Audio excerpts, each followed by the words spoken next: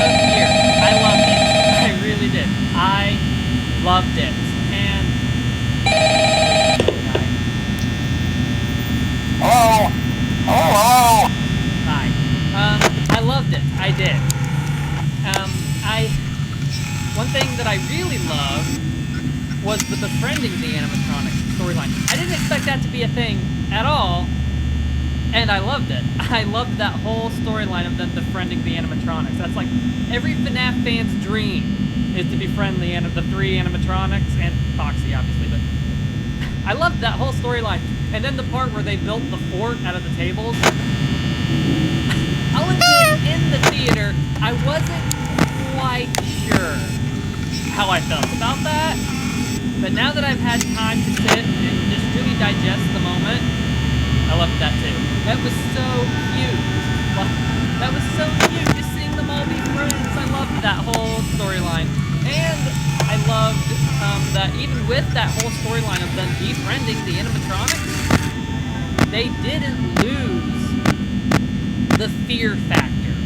Like, when those delinquents were robbing Freddy's, you were still intimidated of the animatronics.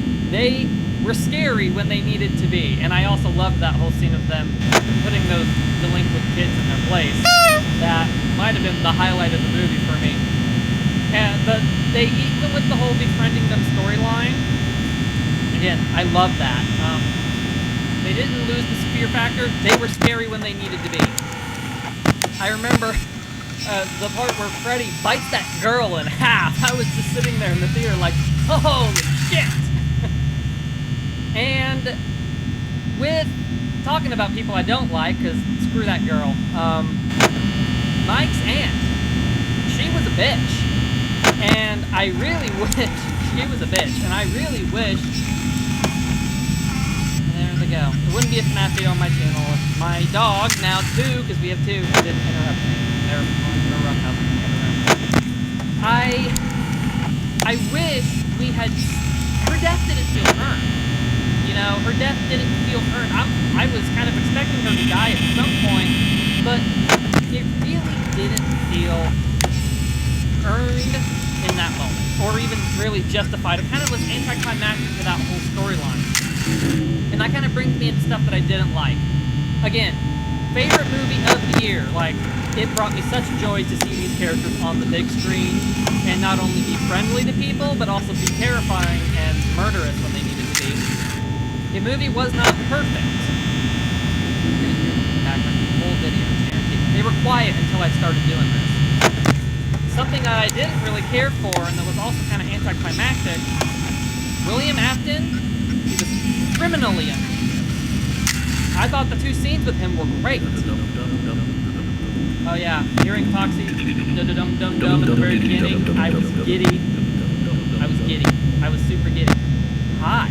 Why can't I befriend you? I'm so jealous of those people who do. But again, it's like every FNAF fan's dream, and I'm so jealous.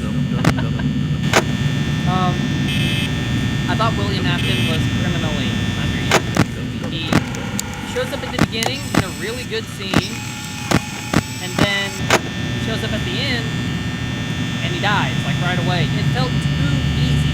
You know, it felt like it was way too easy. Why couldn't we have gotten more of him?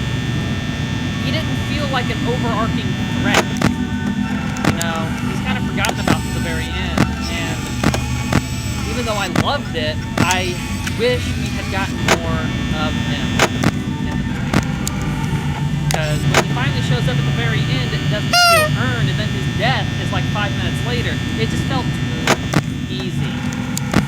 It felt too easy. That was also the same thing with Mike's aunt. I felt like that storyline just got resolved too easily. And if you're gonna kill her off, let us see her die. Why don't we get to see her die? Like, how did Golden Freddy kill her? That's another thing. Golden Freddy's in this movie for like 2 minutes. But that's fine. The main stars were the main four: Freddy, Bonnie, Chica, and Foxy. And they absolutely stole every single scene they were in. Again, the delinquent scene where they were murdering the delinquents in all those horrifying ways, I thought that was great.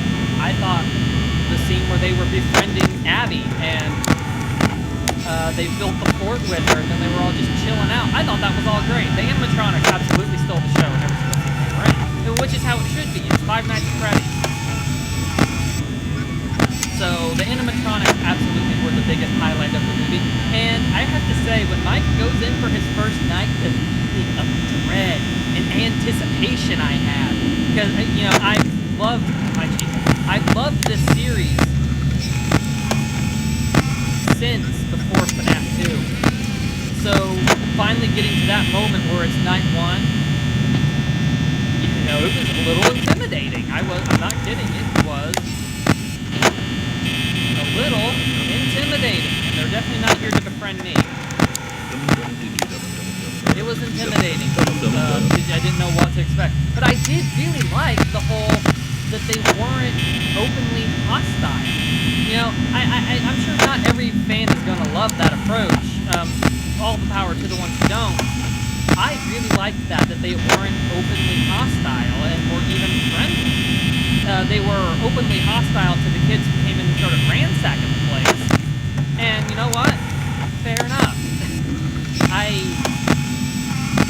I guess what I want to say is, for me, this was everything that I wanted, and the positives of the film far outweigh negatives of the film. Again, I thought some storylines were resolved way too easily. Heck, I didn't even want Mike's aunt to die. I wanted her to lose. I wanted there to be a scene where Mike gets custody of Abby right in front of her face.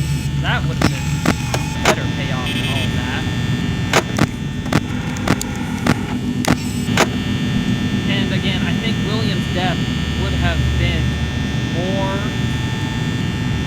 deserved or earned in the film if we had gotten to see him more without the rest of the Of course, also Secret killed the guy in the film. And I also have to say the cupcake was pretty great too. I didn't expect the cupcake to be as bloodthirsty as it was, but I swear it was the most bloodthirsty of them all. I love that. I love that. But yeah, it was everything that I wanted, and the wait. I didn't even know what I really wanted in a FNAF movie. You know, I thought about how I would do a FNAF movie. I would have stuck with more of the horror of it, you know, paranormal scariness of it, is what I would have done. But I really liked the way they went. And I'm not gonna lie, at the very end, when Abby says they're all alone there after the pizzeria is destroyed, I was like, are they going to move them in with them? I don't know how I would have felt with that if that had happened, but I think I would have been okay with it if they just moved them to the house. It's like, why not at that point? But I loved it. Alright, it wasn't as straight up horror as I expected it to be. There were moments. There were definitely moments. The animatronics were scary when they needed to be. And when they wanted to be intimidating, they were very intimidating. Definitely. They needed to be scary. They were scary. And I liked the mix we got. I liked the mix of them being scary and being friendly. That was my favorite part of the movie. Maybe because it kind of reminds me of my book in a way. Friendships and stuff like that. The things that typically would associate with a friend. But I don't know. It hit me in a very personal way. And I also do like the idea that the kids in the suits would befriend people. Because they are all on their own. But I also love the scary fact that these are haunted possessed robots.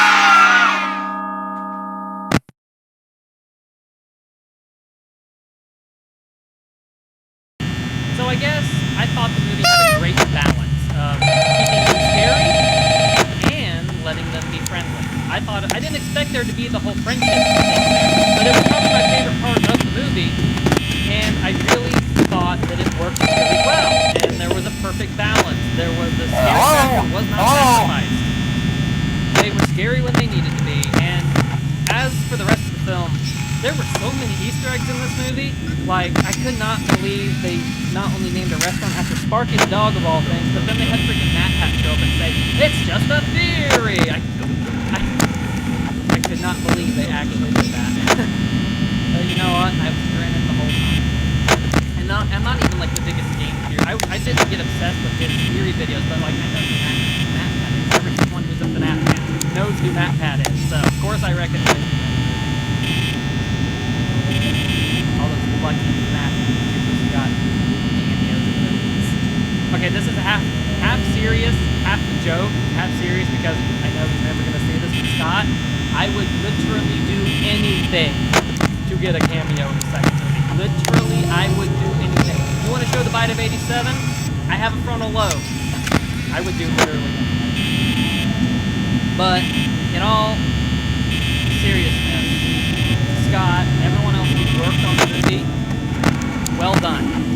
It was great. You all should be very proud of what you did. It was so good. I loved it. I loved it so much. And like, I know I've really harped on the whole animatronics part of my review here, but honestly, that's kind of like, I like the story, you know, the whole story of with Mike and his story arc and everything. I liked that just fine. But for me, the real stars and the real highlights was what they did with the animatronics, and of course the animatronics themselves. Getting to see these characters on screen be both friendly and terrifying was delightful. It gave me something I didn't know I wanted, but I'm very happy that it did. I just wish, you're not my friend, so I'm not going to let you in. I wish I could, but you're not going to build a fort with me in dining room, so I'm going to bring Freddy Fazbear.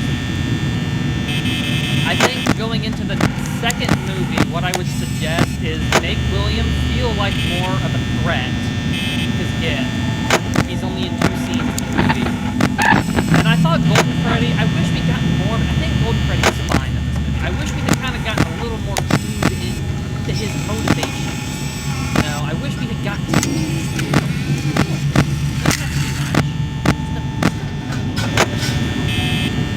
and, yeah. I would also recommend,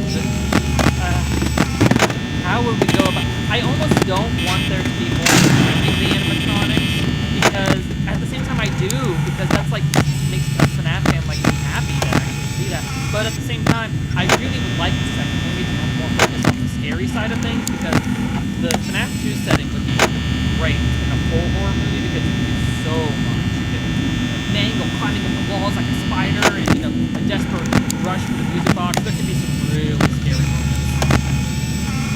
But yeah, as for FNAF, first one, Five Nights at Freddy's, it's, I would say, favorite movie of the year, and of course, the secret character they kept on talking about had to be Balloon Boy. It had to be, and of course he was a nuisance to everybody, as he is meant to be. Alright, so, I guess I'm going to wrap it up with that. I loved it. I really wish I could have just looked at the animatronics. They're so nice when they're friendly. I honestly, the scenes of them killing the delinquents, trying to vandalize and rob the place, and then the scene of Abby befriending them, and then of the next night when they like build the fort, everything. Favorite parts of the movie, hands down. I loved it. I loved that stuff. I would watch a whole movie just of that. Give me a sequel and just they move the animatronics and then it's just I honestly though, I thought it was a perfect balance of scary and cute, wholesome. I loved it. So,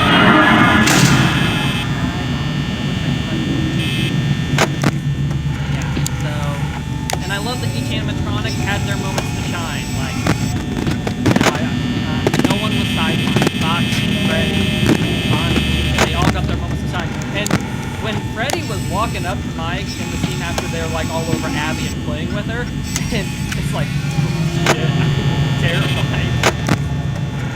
And yeah,